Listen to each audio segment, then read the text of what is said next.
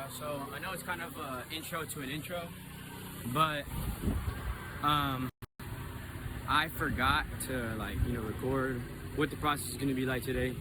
But today we're doing, so this is gonna go in front of all the clips that I'm gonna show y'all. Today we're gonna be on my is300. We're gonna be adding some Stance XR1 coilovers. I picked them up yesterday in Austin for a really good deal. So of course I wanted to put them on today. I mean, anybody with a car that works on their car, obviously, you know the feeling. So I'm putting them on today, and I'll be showing y'all the process throughout all of it, because I know there's a lot of videos on how to put on coilovers, how to adjust coilovers, but man, I have struggled finding a video for a Lexus is300, and everybody just always cuts out a whole bunch of stuff that I can barely figure it out.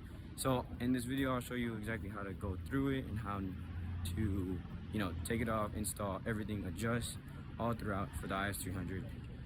All right, y'all. Yeah.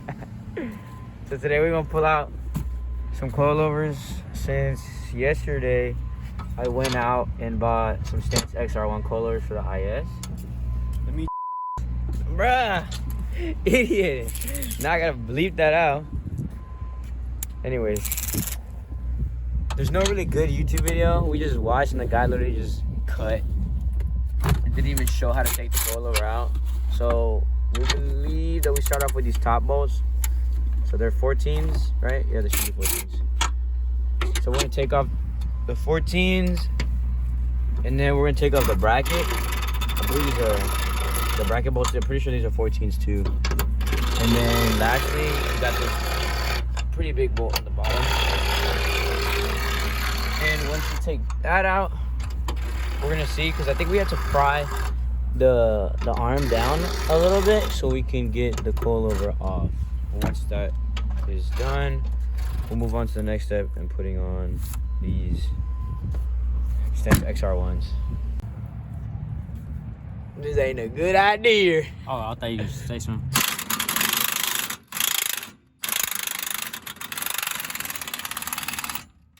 All right. You got off? It did. Yeah. Woo! Alabama born and raised. All right.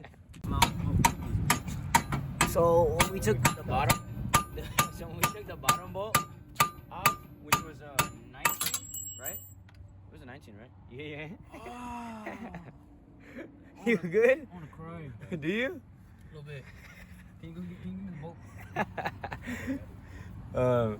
So when we were taking it off, right, the coilover shot down, like I'm pretty sure everybody would have predicted. This 19 is now stuck. So what Eggeroni over here is hammering it to see if we can get through. Hot chocolate break.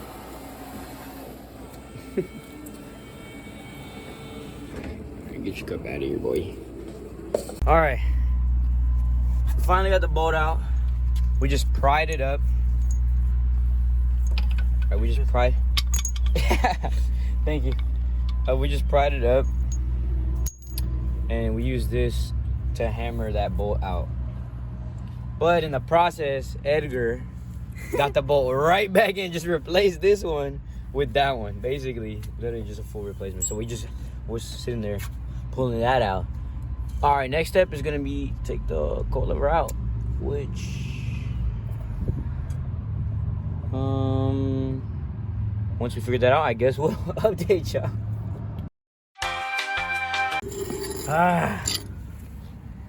Coilover out, yes sir. At least the old coilover. We literally dropped The bottom entire bottom control arm, because to be honest with y'all, it's such a hassle if you want to keep your brakes and rotors on at least. So what we did was we took a sway bar bolt out, and then we took the main lower control arm bolt, and then the caster or camber control arm bolt, and then it just popped out. Now we're just gonna put it back in and then put the coilover in while it's already tightened up. So all you gotta do is just take out this lower one and it'll pop right out. It's a lot easier than it looks, and it'd be a lot easier to just do it, because the other way is literally impossible. So we will catch up when we have the new one in, or we'll like process it when we have the new one in. So, and coilovers are in. Oh man, that was a battle trying to figure out how to do it. So remember, the easiest way, in my opinion, on the is300 for the rear coilovers to take off the OEM ones is to just drop this arm. You drop the arm, you can literally just loosen this bolt. All we have to do is really loosen this bolt. But we took off this bolt, and of course you have to take off this bolt, and it dropped it down like that, and then it should just slide off. We had to take this one off because we got this wedge up here. That was literally the only reason. But if you just keep right here, take the arm off, drop it, this OEM coilover should just fall off. Really, like basically fall off. Then we bolted everything back up, got the new one, put it in through the top first. We put it in through the top first, and then down here, and then we just lifted this up with the jack, lined it up perfectly, and then now we have all bolts tightened down, and then it's just Gucci flip-flops from now on. All right, y'all. So we got the passenger rear coilover in, right? And let's just say it looks a lot better. It looks so much better. Go ahead and check this out. Oh my God, I can't even, let's focus this in. It looks so much better. And the reason why I say, I'm still gonna lower it, don't get me wrong. But like, okay, don't look at this. Some lady hit me, and that's why I got this new door. But look at that. Right, I can stick 3 fingers in there. What did he say? It sounds weird, but I can stick 3 fingers in there. Whoa, can't even fit one. Well, I can't fit one, but you get the memo. Sheesh. You gonna be stance boys out here, yes sir? Nah. Cambered out gang? Nah. Sorry, that cut off, but we not princess boys out here.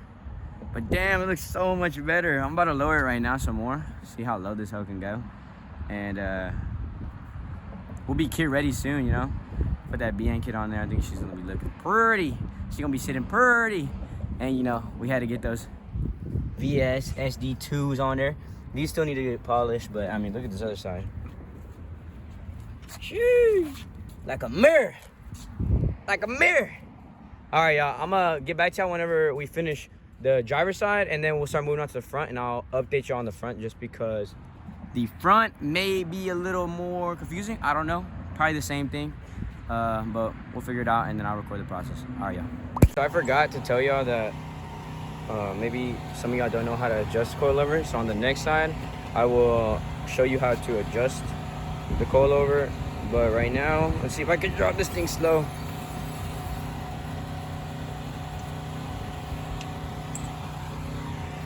So right now we're sitting pretty low, but I think I want to go a little lower. I don't got that much. I can barely fit a finger straight, like straight up and down. All right, y'all, so we're back. We're back with the fronts. We just pulled the wheel off. My tire went freaking flat because the bolt came off. You can see the lines right there. Literally, my tire went flat when we went to go to Whataburger because he wanted some crunchy fries. And I stood it again. But working on the fronts. So basically what we did was take off the fender liner because I am rubbing, man. I'm rubbing in the front. And we took off the brake line bolt. I took off the top right here. There's this piece, this piece right here. And then that just goes onto this top bolt right here. Take it off. And it exposes those. We're not gonna take those bolts off yet on the top. What we're gonna do is take off the bottom bolt, which are 2 17s. The bolt 17 and the nut is 17 as well. So we're about to ugga-dugga it off, and then we'll catch you in the flip whenever we find another problem. So we finally got this one out. Basically, we had to unbolt the upper control arm to the spindle, so we could get some, wiggle room to get this coilover out. But literally, it's pretty simple, you know. Just brake line. A lot easier. The bolt to hold the bottom of the coilover in, and then after that, just upper control arm bolt, and I mean, it just pops right out. So we're gonna get this new one in, and then I forgot to show you how to adjust. So we'll show you how to adjust on this one right here. So, alright, y'all. So this coilover is in. I don't even think did I even say how to? Yeah, I did. I'll probably check back to see. But you just gotta unbolt the top control arm, and then it'll drop out. And then putting it back in is pretty simple. It's not that hard. It's basically the same process. And then once you get it in, just bolt it up on the top, and then bolt this one, the control arm, back up. But to adjust, it's sometimes different for each coilover. Some coilovers are, you know, counterclockwise or, you know, clockwise. But for me, to drop the coilover, since mine is kind of like you thread it into here, you want to turn this top ring to the right. I mean, to the left. Sorry, to the left. To the right is gonna be raising. So what you're gonna do is you're gonna put it on one of your clicks and then screw it to the left, and that's screwing this thread into here. If you wanted to raise it, you'd want to put it on this second one and then push to the right, and it'd unscrew it, meaning you're going up. So it's basically like a bolt and a nut. But what I do, and what I recommend you doing, if you want to know how many, or to match both sides, what you want to do is when you get the coilover, you want to mark, since you want to unthread them all the way, basically, and then mark on your coilover, somewhere on your coilover, to see how many rotations you do. I didn't do it for the other ones, but I did it for this one. Sorry, I'm struggling over here. But I did it for this one, and I'll show you. And we still haven't done a rotation yet. No, we have not. Okay, that is my markings, so you know that I just did a full rotation. But all right, I'll catch y'all up whenever I level all of these, and we're done. All right, y'all. So we did switch over to the main camera. The reason why I didn't film the coilover install, oops, let's get some better light. The reason why I didn't film the coilover install on the camera is because I didn't have an SD card, and I didn't have the SD card reader. So there was no point in filming.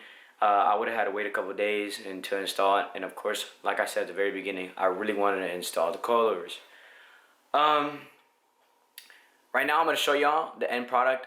Mind you, the product, I mean, not the product, my car isn't fully ready. I've been experiencing it's been like 2-3 days, but I've been experiencing some mad issues with lowering my car. I need to roll my fenders as soon as possible. I'm gonna try to buy a fender roller soon.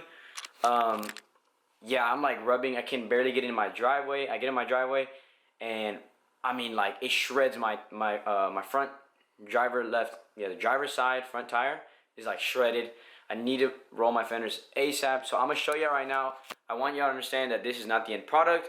Right now, my fronts, I have 18x8 plus 22 offset rims. And I need to get 205s to stretch them, because right now I'm running 215/45. So they're really meaty. They look kind of weird. But I want y'all to understand that before y'all see and y'all like, oh, what is that? What is that? That is nasty.